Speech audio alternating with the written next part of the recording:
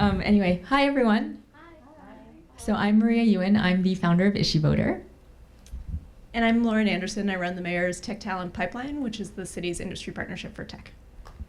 So to give you a little background about what IssueVoter is, it's a civic engagement platform, nonpartisan, that lets you get alerts before Congress is about to vote on new legislation. We summarize bills and offer what the proponents and opponents are saying, and then one click can send your opinion to your rep, and you get a scorecard on the site that tracks year-round the percentage of time your rep is voting, how you would want them to vote. So I think right now we're hearing a lot about voicing your opinions and contacting your rep, but a lot of these other platforms, really all of them, are not, in my opinion, closing the loop on actually saying, here's how your rep voted, here's how you wanted them to vote, and here's whether the bill actually passed. And so that's something that I think we do really well. The backstory of how IssueVoter came to be, it's kind of a long time coming. I was a campaign manager in Iowa about 10 years ago, and really saw firsthand how much focus there is on elections, but that it's very hard to be civically engaged year-round and really know what our elected officials are doing. And the reason that's important, one analogy I've used is when you vote, you're essentially hiring your elected officials. You pay them with your tax dollars. You would never pay and promote an employee without seeing their work year-round. But we do that all the time when we vote and re-elect, and over 90% of Congress is re-elected. So to me, this was I got to the point of where I felt like there wasn't anything out there that was addressing this well, and that things were still very scattered. So bills are still hard to research and understand. Contacting your rep would still involve picking up the phone or writing something in snail mail, which is not scalable, not sustainable. And petitions don't work. So oftentimes with petitions, they're sometimes on a topic that's not even being discussed. They're not always delivered to your actual rep from their constituents. So it's just a random list of names. And again, with petitions, you often don't hear whether or not the thing that you were petitioning for happened or not. So that's the background of IssueVoter, and we're going to talk a little bit more about that and other similar topics. Exactly. So the theme of this panel, innovation and government and all of that generally, I think we represent the two sides of, one, how tech can help innovate government and innovate civic relationships between people and their governments, and also how government is innovating with the help of the tech sector to be able to help tech continue to innovate. And that's a little bit more of the side that I work on. So I also come from a campaign background, worked in Florida on campaigns for a while, and from there went to the White House Office of Science and Technology Policy, where I got very engaged in why is it that our system is set up such that minorities and women aren't participating in equal measure in the tech ecosystem. And so I worked a lot at the 30,000 foot level to be able to affect policies that would help broaden participation in STEM.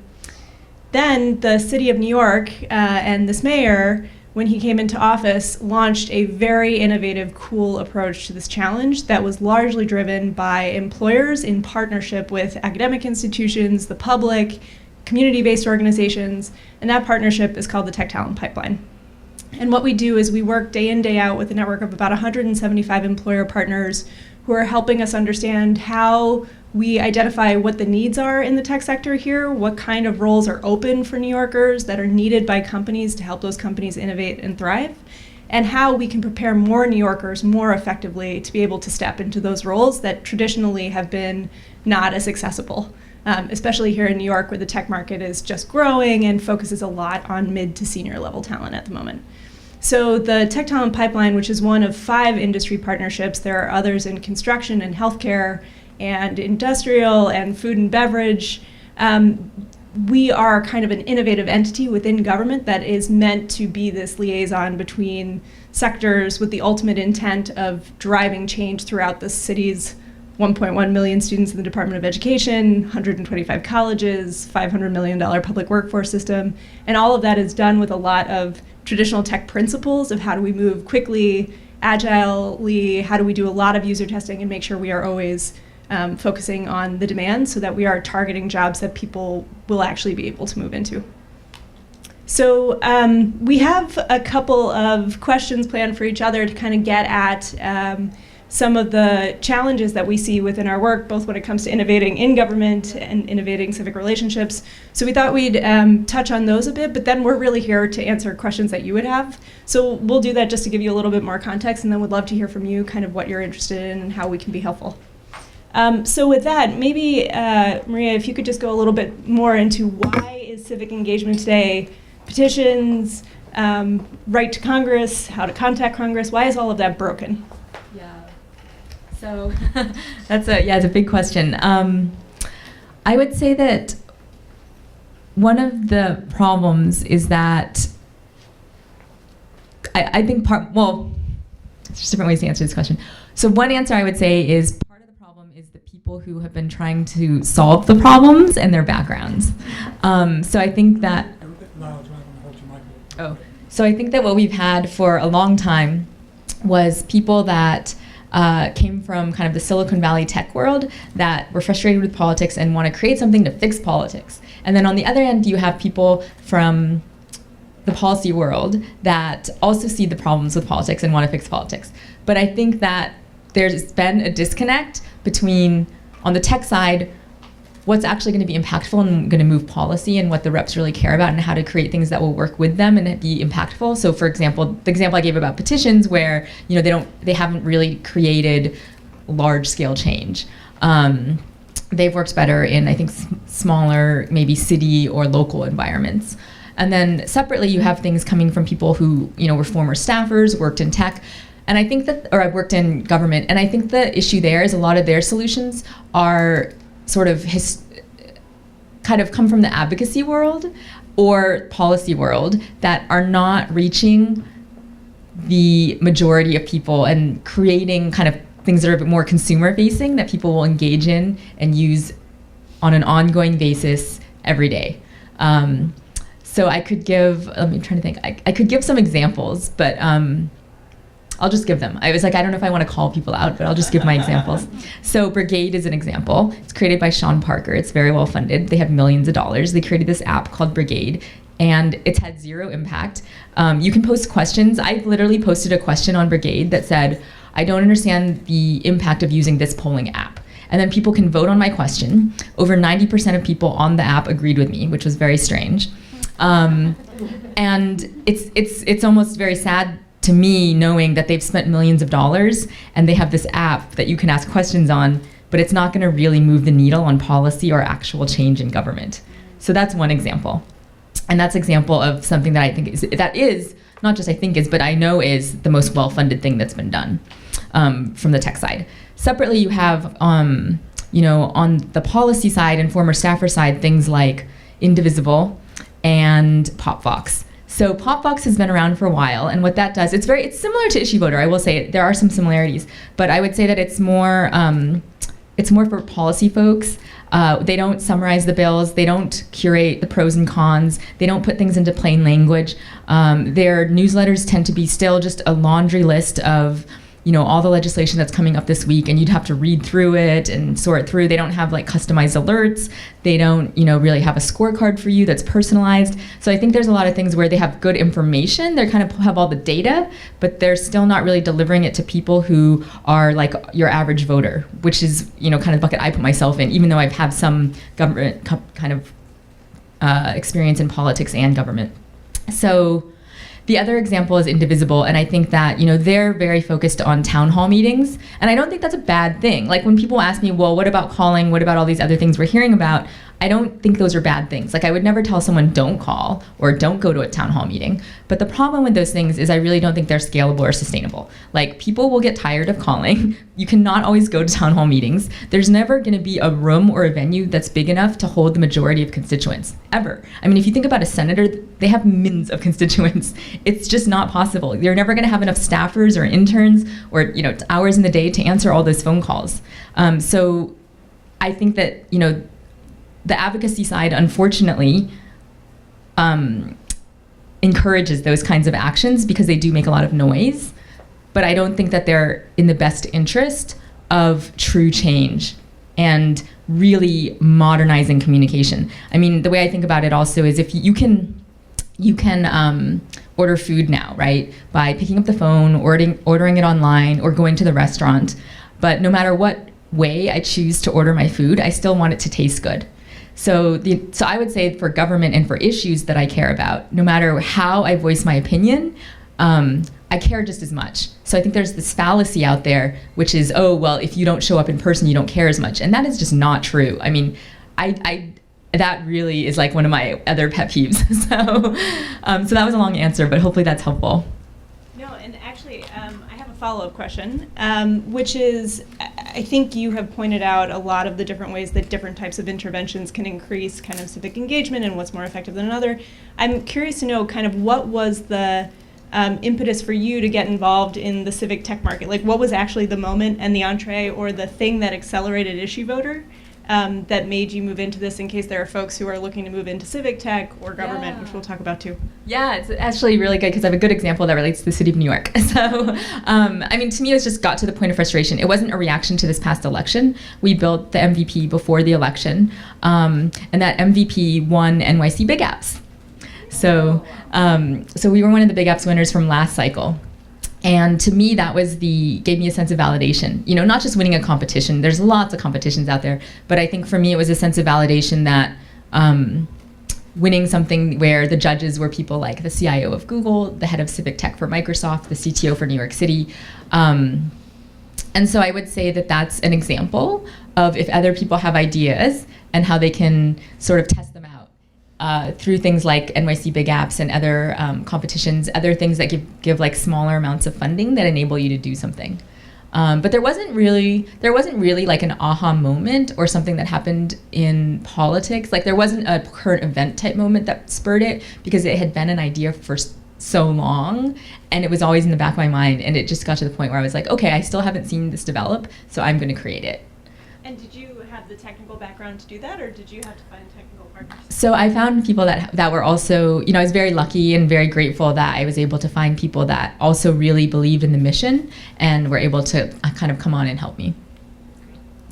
So I have a question for you after hearing your introduction. I was curious, you know, how you guys find the companies that are involved in the program. Are there certain criteria for them? And then on the flip side, how do students find out about the program and how do they apply? So how does that matching process work, and what are the sort of different programs under your umbrella? Sure. So the way that we approach this challenge has at its heart a very big goal, which is to help deliver talent at a scale where New York City local talent is fueling the tech ecosystem.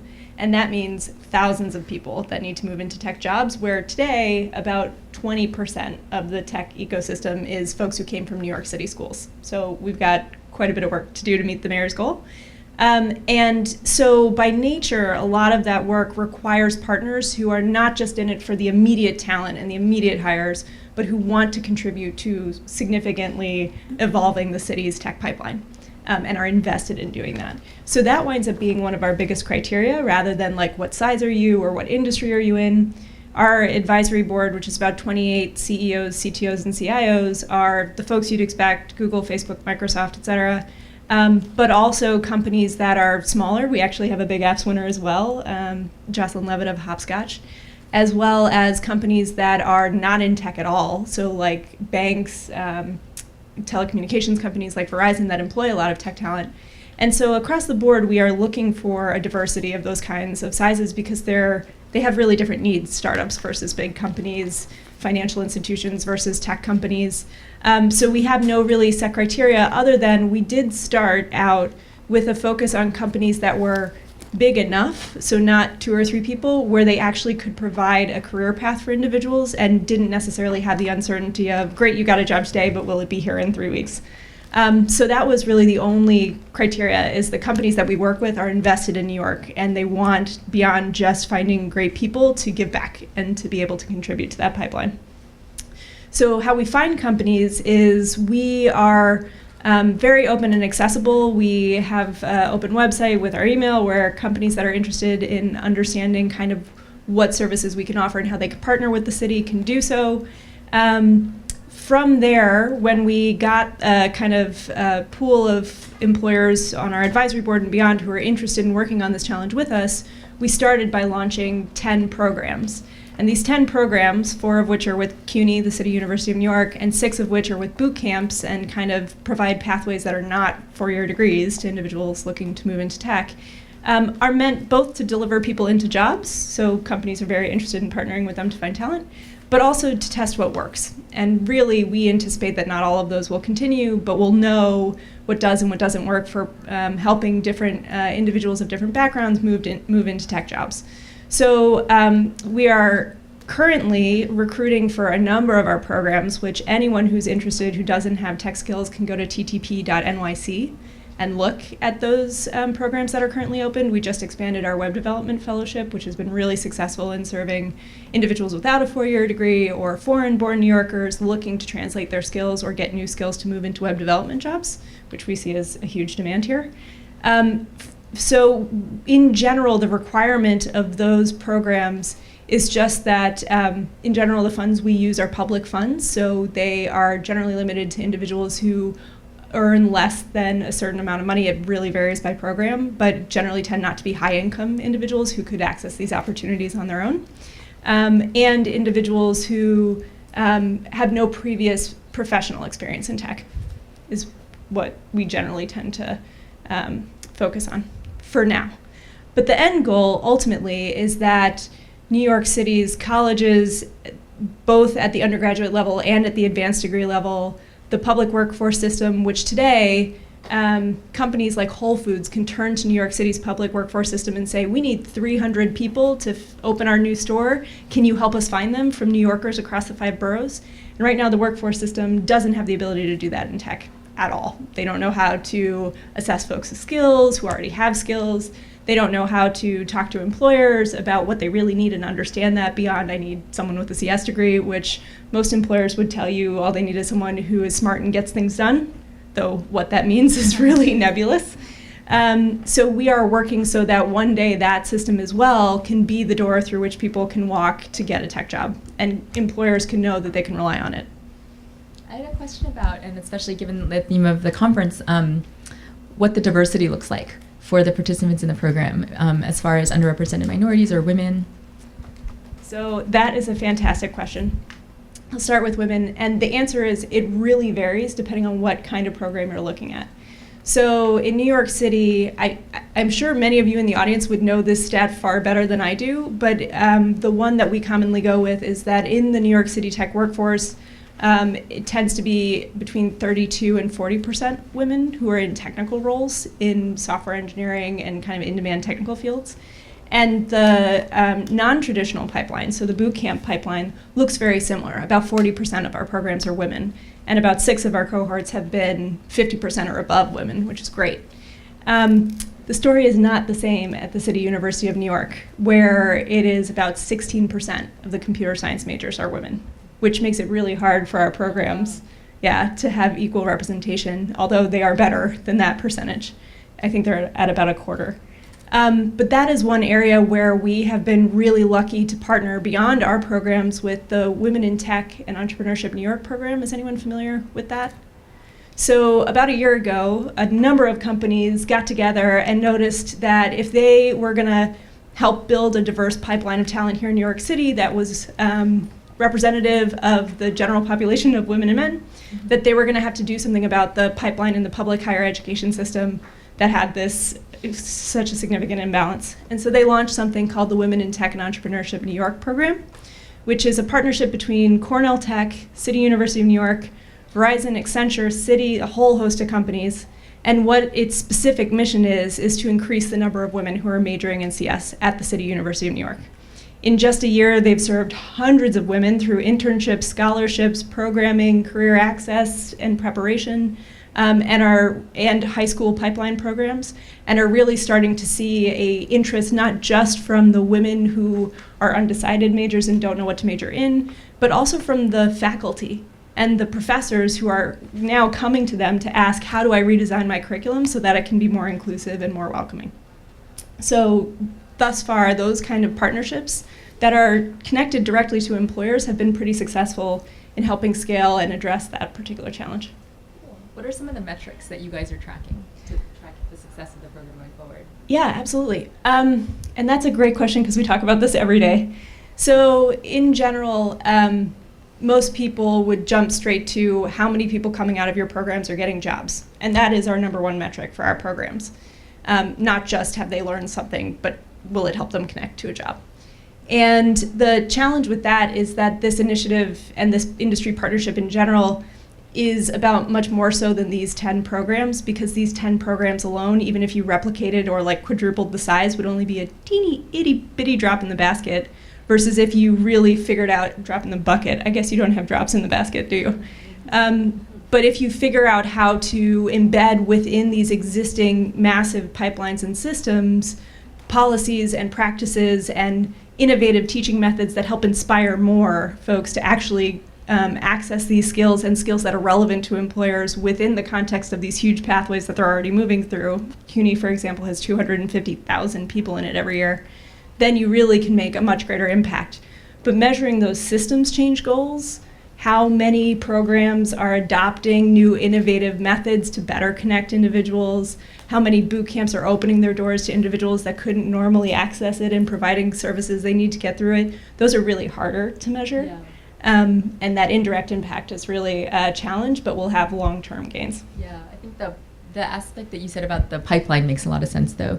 Increasing people majoring in CS as an example. Some of my background is actually in financial services, so it's similar issues in financial services where there aren't as many women. And I started out on the investing side, and then actually switched to the recruiting side more recently. And what we saw is that, similar to tech, there just weren't as many women applying or even majoring in finance. And so it's a similar issue in some ways, although I would say that the tech industry as a whole has more opportunity. So it makes sense for a lot of things in finance are getting commoditized. So it makes sense. And actually, that was going to be my next question to you, is kind of, do you have a overall kind of career trajectory? Like, how did you move into Yeah.